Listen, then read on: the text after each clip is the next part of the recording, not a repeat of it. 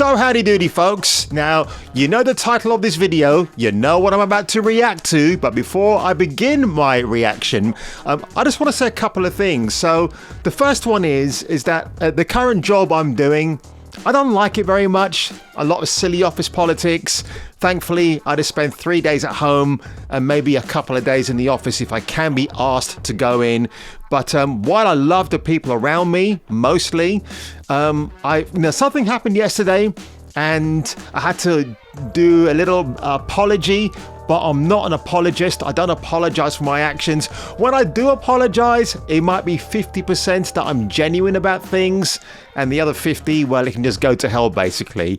And the other thing as well, I was given a nickname by an ex-friend of mine now, ironically, an ex-friend who decided he would be a creep to one of my best girl mates. I mean, asking her very intimate questions when they were just together as friends in a friendly environment. But he decided to call me a caveman. Why is the sex so important? Because I'm a fucking caveman! That clip is from Closer with Clive Owen and Julia Roberts, and I love that quote where he says, "I'm a fucking caveman," because that's what I am. I am a caveman. I'm a caveman. I've got old-fashioned values. I've got old-fashioned views. I'm a pretty decent guy. I'm not perfect, but when I say things and things are on my mind and I don't agree with it, I'm just going to say it like it is. Now, before we get into today's reaction, I've got a funny feeling I've said that before. There are two things that I want to witness before I leave this earth. One, UFOs, because UFOs, I do believe exist. And of course, Noah's Ark isn't actually a boat that lets animals in 2 by 2. It's an actual spaceship. How do I know this? Well, watch Ancient Aliens on Discovery. That's a really, really good show. Now, really put things into perspective. The other thing I want to see, maybe they exist, maybe they don't. Mermaids. Oh yeah, I would love to see myself a mermaid. Of course, you go into Google, you type in mermaids, you get some very interesting images that pop up. I like this one right here, the history of mermaids. Obviously, if you've played the Witcher game, you get a really hot mermaid that tries to tempt Geralt earlier on in the game. And you kind of get the traditional red-headed Caucasian mermaid right here, and I'm all for it. So obviously, we're going to talk about I gotta control my laughter because I've seen the thumbnail and it is something else. That's all I have to say. Well, space fans, exciting news, huh? And there's even more in part 2. Hello, this is your television speaking. Let's push the button marked idiot and see what comes out.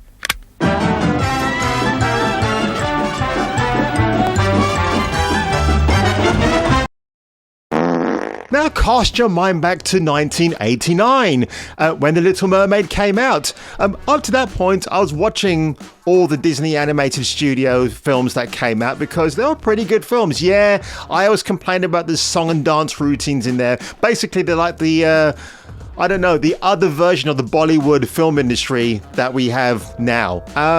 And you know what? I like The Little Mermaid. I haven't seen it for years. I know people are kind of sniggering about her design. It's like, oh, look at that. She's got a little bit of cleavage showing.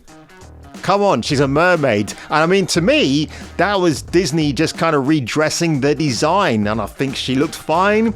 She was an enchanting character, Ariel. We all liked her. She was great. And of course, I think one of the weirdest reasons why Disney might be doing a bit of course correction, it's moments like this. Under the sea. Right, nothing wrong with that because, it's evoking West Indian calypso vibes. And I'm assuming they got an actual singer of origin to vocalize this song. I'm assuming so. And nothing's wrong with it. It's enchanting. It is what it's meant to be. I remember loads of people went to the cinema to see this film. I can't remember what cinema I went to. It might have been the Odeon in Leicester Square. But I definitely went and watched this film and I enjoyed it. And it had all the Disney ingredients that you come to know and love. But here we are, guys. It's 2022. Oh boy, I can't believe I'm doing this. So, let's get to the main trailer itself. Are we here?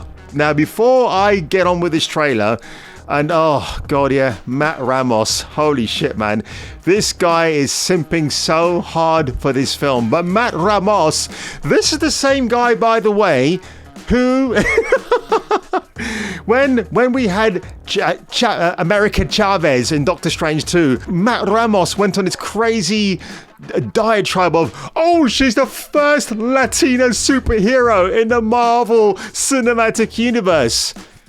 Did you forget about Zoe Saldana?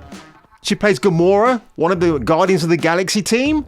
Yeah, while it's never specified that she is Latina, she's a Latina actress who is in the Marvel Cinematic Universe. Oh boy. Look at this. 106,000 upvotes, 411,000 downvotes. When I checked this earlier on this morning, it was actually at 330,000 downvotes. And it's 1 minute and 23 seconds. I don't know if this is a Disney Plus release or on the cinema next year. Please let it be the cinema, because that's going to be so hilarious to watch. Here we go, folks. I've kept you long enough. Let's get on with the reaction. Oh,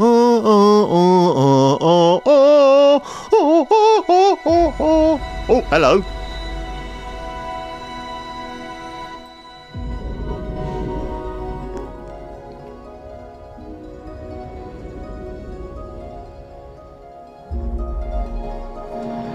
Wow, it's almost like I'm in Avatar. You might find the Titanic if you look closely. Oh, here's Ariel.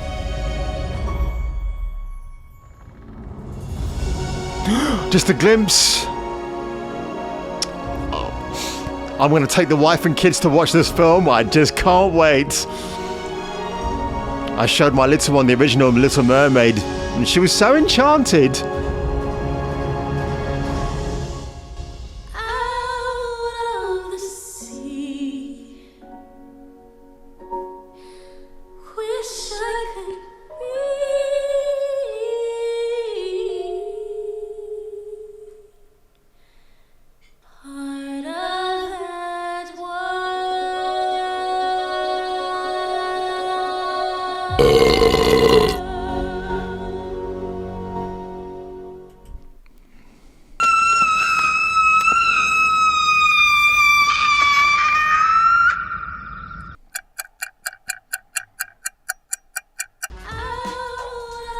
That part there reminds me of Diana Ross. I'm coming out. I'm coming out. I want your love to know. Got to let you know. It sounded, I thought we were going to get Diana Ross bursting into song. Yeah, I would have taken that over this. Holy. Wow. I gotta say, guys, it's cringeworthy. It really is absolute cringe. Now, the actress here, before I go back to the video, her name is Halle Bailey. I almost thought for a minute, Halle Berry, what?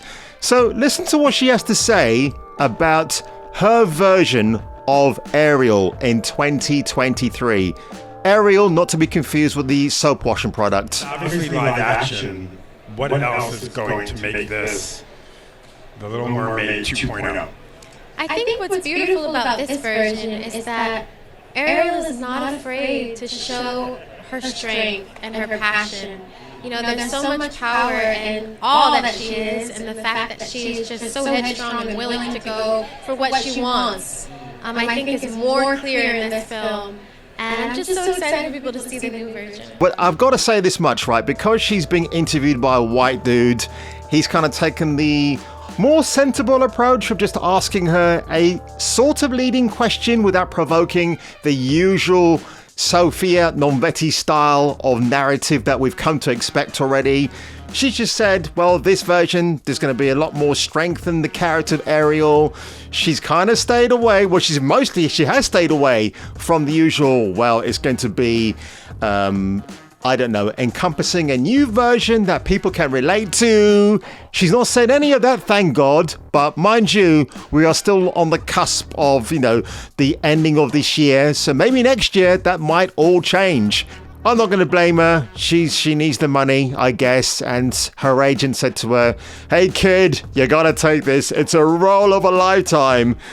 And and she's going to get the backlash. I mean, I think it's Disney that are going to get the backlash a lot more than Miss Bailey here will, and that's the way it should be. Always go for the the main jugular, which in this case is Disney. So what happens here? Oh, love the part where Ariel said to the prince, "It's not who I am underneath, but what I do that defines me." Great scene. By the way, she talks about the strength of character, so she's implying that the Ariel in the original 1989 film didn't show strength of character. So I've got a little theory about that comment, so we're going to watch this quick scene here from the original film, and then you can make up your own mind.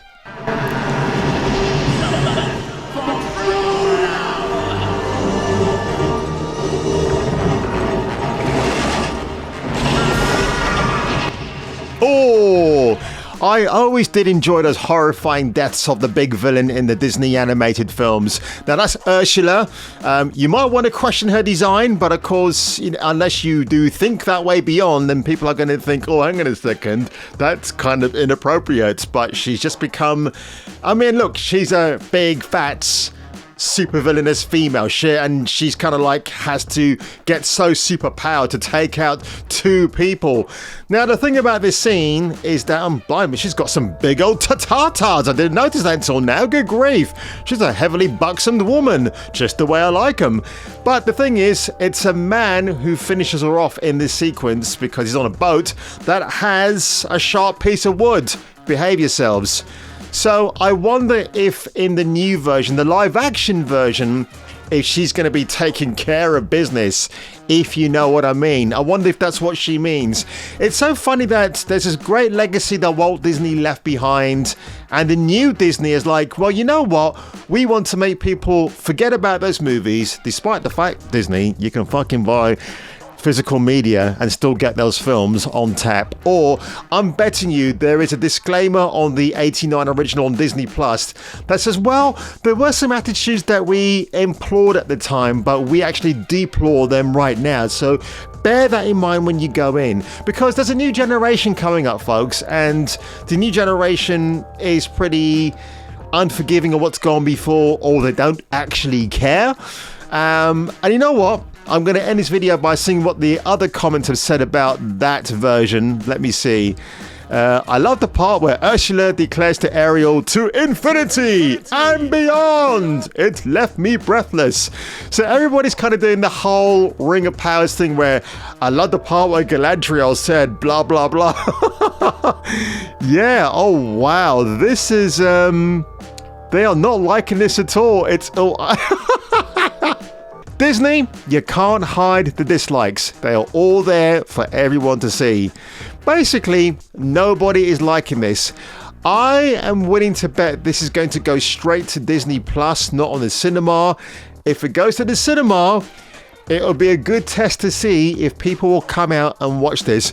To finally watch an Ariel, a redheaded female who's now replaced by an actress who should not get attacked because she's led to believe that this is going to be good for her career. It might bring people to the new version of the Mermaid, the Little Mermaid, when the old one has already existed and is beloved and a lot of people like it. I'm actually going to go and watch it again, funny enough. And yes, of course, that version of the Little Mermaid did spawn some more adult-themed versions of Ariel, shall we say, and we'll just leave it at there. So, folks, if you enjoyed this reaction today, I warned you it was going to be a bit of a different take on how I normally do reactions, but I had to do that. Make sure you leave a comment below. Make sure you share that share button to the seas and beyond. And if I were you, and if you were me, we could meet each under the sea. Under the sea. It's gonna be you and me. Under the... And I got you a little something to say welcome to Mexico. And don't tell me it's offensive. We bought it in Mexico. It's their idea.